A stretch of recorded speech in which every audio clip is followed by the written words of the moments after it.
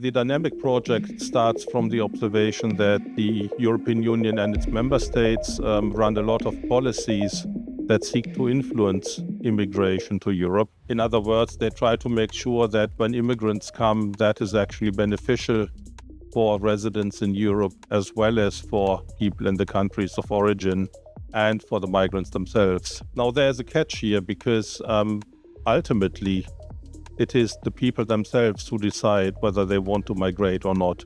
So a lot of factors play into this. For example, at the household level, people will ask, who's taking care of my kids? At the level of networks, people will ask, do I know somebody in the country of destination? And of course, they will also think about the standard of living in the potential country of destination. All of this is going to factor into the decision that people make about whether they stay put, whether they stay at home, or whether they migrate.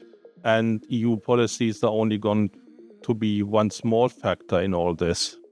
And that is a catch that makes things difficult. And this is where DYNAMIG comes in. First of all, we try to better understand how people make migration decisions. We look at a lot of different countries in Africa. We use different methodologies.